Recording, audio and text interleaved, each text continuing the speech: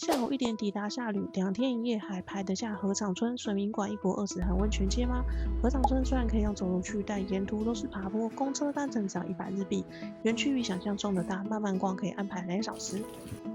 175公尺的超長溜滑梯，記得先準備100日幣，因為上面不能換錢，滑到底也不要太早站起來，不然就會像我一樣。哎呦！回到水民館辦理入住，晚上吃牛排，再出去賞夜鶯，隔天再逛夏旅溫泉街。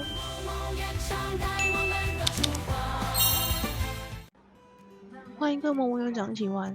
現在我們來搭乘特急飛驒號，從名古屋出發前往夏旅，車程大約是1個半小時。列車出發後，沿途會慢慢從市區進入山區。之前有觀眾問我，特急飛驒號前方的空間位置有多大，所以這次特別拍給大家看。以我們這次的指定席座位來說，前方可以放得下一個行李的寬度是沒有問題的，坐着還有一些活動空間，桌板也可以直接放下來。真的要提醒大家，搭乘特急飛驒號前往夏旅，強烈建議一定要提前訂票。我們前一晚去取票的時候，就遇到有人隔天想買前往夏旅的車票，但已經買不到了，所以只要行程確定，一定就要先把來回票一起訂好。沿途會慢慢的從市區進入山區，後半段可以看見不少山景跟河川。搭了大約1個半小時。我們在下午1點左右抵達了夏旅站。一出站之後，我們就先去找水民館的接駁車。接駁車就在車站的外面，全部集中在這一區。水民館其實真的離夏旅站非常的近。我們一搭上接駁車沒多久，它拐個麼字形，屁股都還沒坐熱，就已經到了，要準備下車了。抵達水民館時還沒有到入住時間，所以先寄放了行李，順便逛了一下大廳跟庭園，接着要準備去夏旅的觀光案內所還有合掌村走走。一出來外面就看到了銀垂雪，真的超級美。剛剛從夏旅站到水民館，我們是搭接駁車來的，感覺非常的近，所以這一趟呢，我們要直接用走的回到車站前面的觀光案內所。我們這邊先賣一個關子，要去買一個很特別的紀念品。往車站前進的方向，沿路還會經過這一隻超大的招財貓，非常有存在感，很多人都會跟它拍照。這一棟就是觀光案內所。我們來確認合掌村的搭車位置，還有班車時刻表之外，還有一個特別的紀念品，就是這一個湯明人湯尋手型。它可以在加盟的旅館裡面任選3間泡湯，還會附贈一條小毛巾跟束口袋。不過每間可以泡湯的時間不太一樣，人多的時候也有可能會暫停使用，所以出發前要先記得確認。那因為我們這一次的行程比較趕，所以可能沒有時間拿去泡3間湯。但因為木牌本身很有夏旅的特色，帶回家當紀念品也很可愛。它的期限是半年，半年內都可以回來使用。這邊是有參加活動的湯屋，大家有需要可以截圖。前往夏旅合掌村的公車位置，正確方向就在我手指的位置，離觀光案內所也很近，也是在夏旅站的正對面。下一班公車還有15分鐘左右，我們就在車站附近晃晃拍照。前面還有這個夏旅的溫泉龍頭，介紹的是白鷺傳說，一隻受傷的白鷺讓人們重新發現了這個溫泉所在地。時間差不多了，我們就準備搭公車前往夏旅合掌村。上車的時候，我以為要先投錢，結果公車司機直接把投幣口遮住。他說下車的時候再投幣。上車後大約6分鐘的車程就會抵達夏旅合掌村。雖然從車站走路大約20分鐘可以到，但是沿路一路都是上坡，搭公車會輕鬆很多。單趟車資是100日元，一定要自己先自備零錢，車上沒有刷卡地方。過馬路後看到這邊沒開不要緊張，因為合掌村的入口在後面這邊。這邊有賣票處，一張票價是800日幣，出口跟入口都在同一側。買好票之後，我們就可以穿越這個木頭長廊，準備進去合掌村裡面參觀咯。穿越木廊道之後，真的有一種回到以前的感覺，連餐飲販售處也很有氛圍感。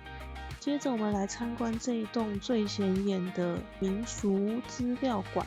一進來裡面發現它這裡收藏了很多以前生活會使用到的器具。這邊還有2樓可以參觀，待會我們也一起去樓上看一下。再往裡面走一點，它還有展示以前的農具、木質用品、織物，還有民俗收藏。最裡面還有一整排的人物陶偶展示，還有武士盔甲，細節非常多，也很有意思。接着我們就來2樓參觀一下。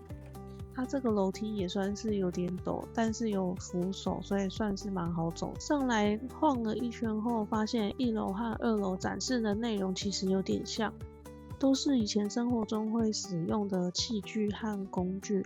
不過上到2樓之後，可以更清楚的看到合掌屋裡面的木造結構，還有很多保存下來的農具。最值得上來的，我覺得是從窗戶看出去的景色。我現在指的這個方向，就是待會要去玩森林滑道的地方，先記住它的位置。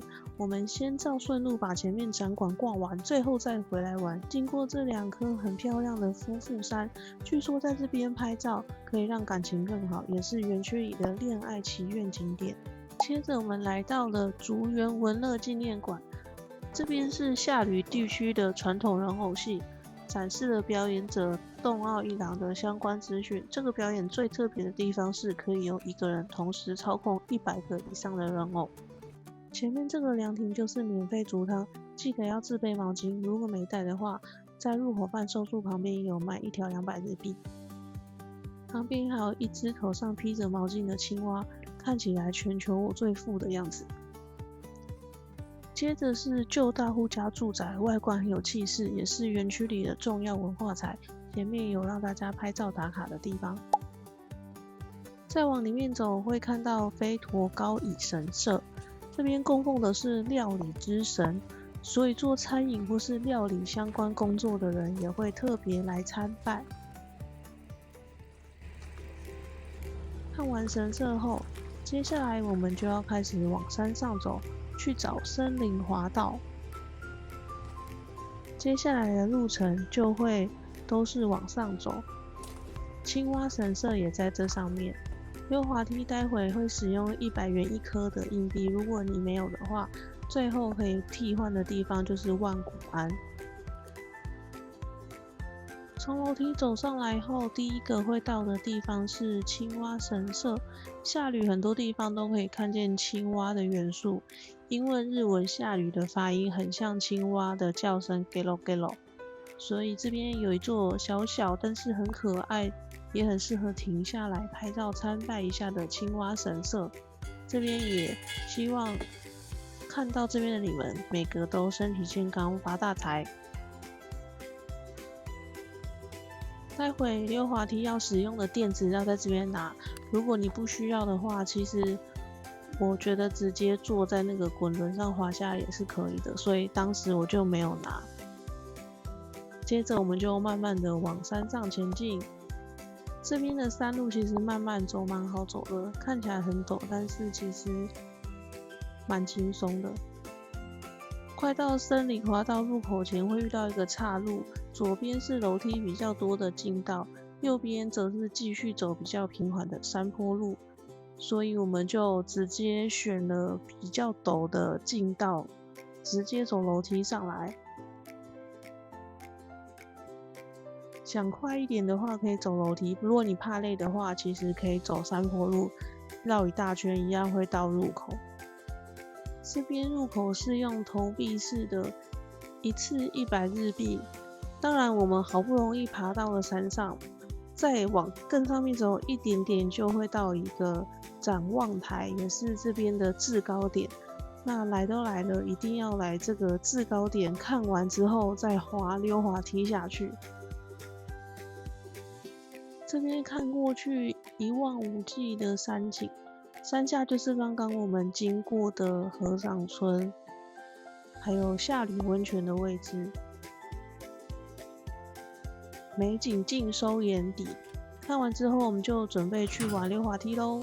先投100元的日幣，雖然說這邊有置物欄，但我相信應該不會有人想要再爬上來拿行李或是背包，所以建議是直接背包放前面，直接溜下去。這條森林滑道全長175公尺，分成2段，中間要先起身走一小段，再接着滑第2段。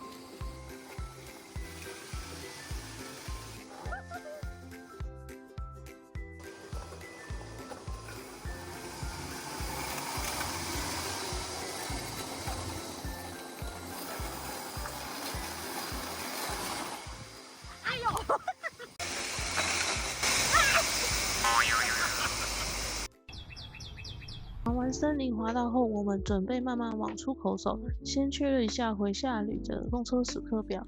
接着，我們就利用空檔去旁邊逛名產店。這邊的特產有很多青蛙類的小飾品，如果有喜歡的話，可以參考看看。有一些款式是這邊才有的，山下的禮品店是買不到的。所以大家可以斟酌看看，如果沒買到會不會很扼腕？如果會的話，就在這邊把它給帶回家。像這個八哥的磁鐵，我們在山下的歐米亞給店就沒有看到。逛完名產店後，時間也差不多了，我們就開始往回程的公車站走。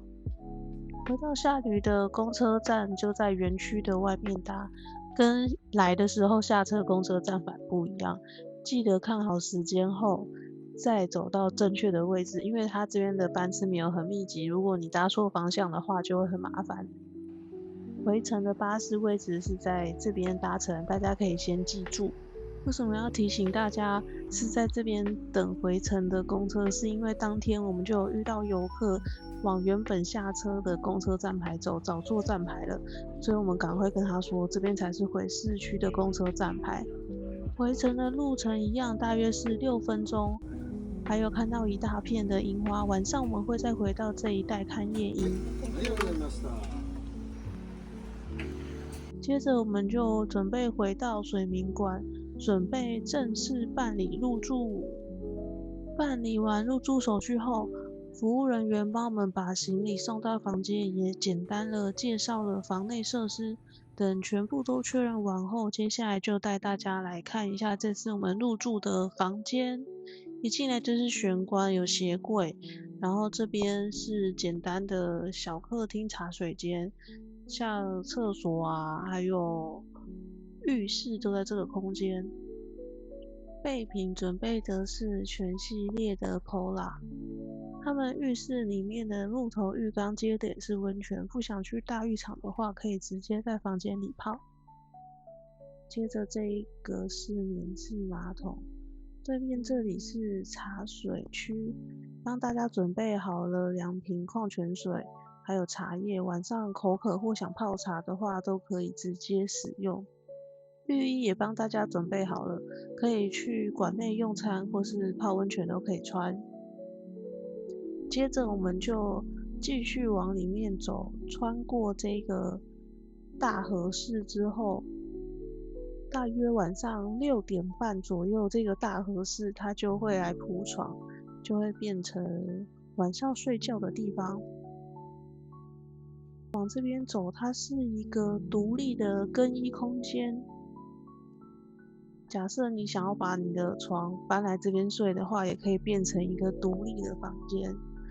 從這一個更衣間的窗戶看出去，可以看到溪流山景跟夏旅市區。它整個實際的空間體驗比照片看起來要大很多。接着我們來到旁邊的小客廳區，它外面的陽台是可以走出去的哦。它也很貼心的幫大家準備了拖鞋，可以直接穿着走出去看外面的景色，但是我覺得跟旁邊看起來差不多。然後它的客廳跟更衣間是有窗戶可以互通的。今天的桌上還有準備飛驒牛鮮貝當做迎賓點心，先墊一下肚子。接下來就要準備去吃我最期待的飛驒牛排晚餐。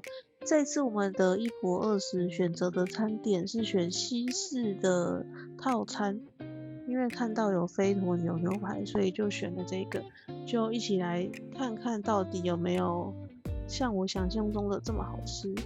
從我們這一棟要前往晚餐的位置，會經過很多的大型藝術作品收藏，可以一邊欣賞藝術作品，慢慢的走過去餐廳位置。其中我最喜歡的是這個小老鼠，花背心小老鼠，超可愛的。它裡面有很多12生肖的作品，這一區是老鼠的，然後還有供奉大黑天。前面就是下午有展示給大家看過的咖啡 lounge 廳，晚上的音樂會也是在這邊做演出。這一塊是展示伴手禮禮盒的販售區，再往裡面走一點，它還有販售部，裡面有當天可以直接吃的，還有服飾衣服。我們等一下用完晚餐，晚一點有時間帶過來逛。這裡面還有遊樂區，還有健身房、游泳池，還會經過露天風呂區。假如你不是住客，但是你有買湯名人手型版的話，你就可以來泡這個露天風呂。接着我們繼續往我們的餐廳前進。水民館的館內真的比想象中要大很多，光是走去吃一頓晚餐，就順便逛了半間飯店。終於抵達巴登了。我們在訂房的時候就已經選好了是西式晚餐，所以入座後不用另外點餐，餐點會按照套餐的順序一道一道送上來。桌上也已經放好了今天的菜单。這個竹筍的配菜很令人驚豔，搭配的是鷹雕生魚片，搭配的麵包不夠可以隨時跟他們要。接着是蛤蜊巧達湯，它不會很稠，濃度剛剛好。香草麵粉烤甜魚有一種特殊的香味。飛驒牛上桌嘍！這個飛驒牛吃起來外層有煎香，裡面很嫩。後是起司蛋糕、莓果醬跟紅茶冰淇淋，還有飲料做收尾。吃完晚餐後，我們直接到附近的白鷺綠地公園看夜鶯，剛好遇到櫻花季，晚上還有特別的打燈，而且現場好多台灣人，旁邊一直聽到中文。我一度以為我還在台灣。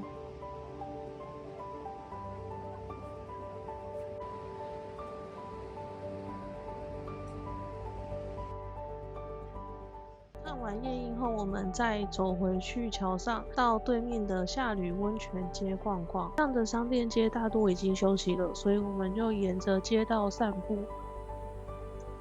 接着經過了夏旅溫泉神社。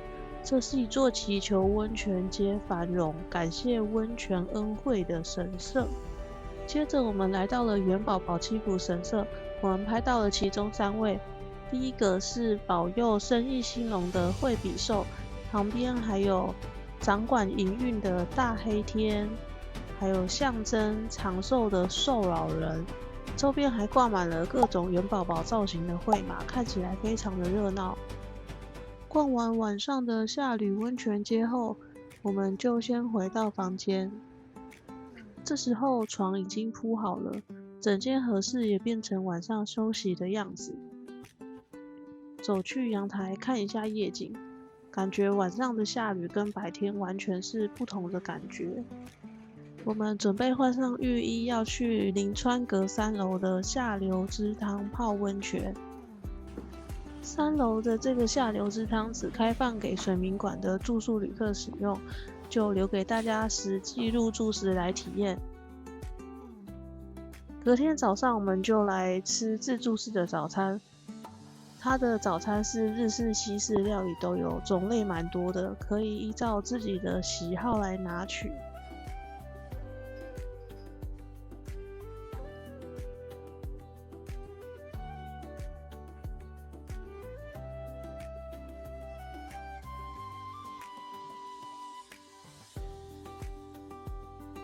吃完早餐，辦理好退房之後，我們先把行李寄放在水民館，接着走過橋，再去逛一次白天的夏旅溫泉街。從橋上回頭看，也可以看到白天的水明館跟周圍的山景。走到橋之後，看到這個雕像，就來到了溫泉街的打卡點。旁邊有很多美濃燒的店家，我們就進來第一家玩扭蛋。它是用下閭青蛙的造型做成的小陶偶，來猜看看我拿到哪個色？抽到的是粉紅色這隻，表情很可愛。白天的溫泉街比昨天晚上看得更清楚。接着呢，我們就要前往青蛙神社的方向，還有買青蛙布丁，一樣是往這條路走。那這一段路呢，是有一點點的上坡，但是不會很陡，其實慢慢走的話是可以接受的。那從這邊走到青蛙神社還有布丁，大概走3到4分鐘就到了。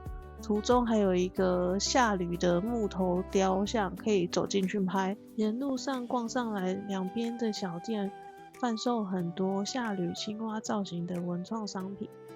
走到上坡岔路之後，旋左轉就可以來到了嘉惠柳神社。一進來可以看到青蛙造型的花手水，非常有下閭的特色。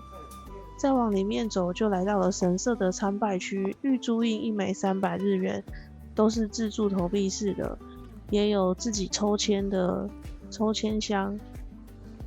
在旁邊還有賣青蛙圖案的繪馬，購買的方式都是自助投幣，也有已經寫好的繪馬掛在旁邊，整區看起來非常的可愛。接着我也來搖鈴參拜，順便幫大家一起祈求旅途平安、身體健康。気をつけてお帰りください。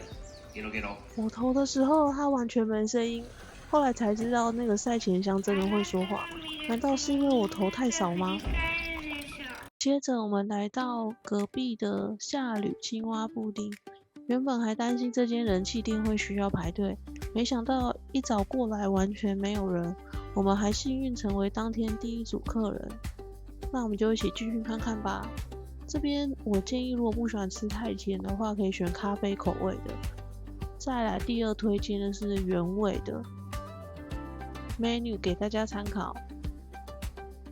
它這邊的特色就是有很可愛的浴場風格內用區域，所以我們就在裡面內用完布丁之後，準備回去水明館搭接駁車，距離接駁車出發還有一點點時間，所以我們趁着最後的空檔，又去看了館內的另外2座庭園。水明館真的很大，連準備離開前都還有沒有逛完的地方。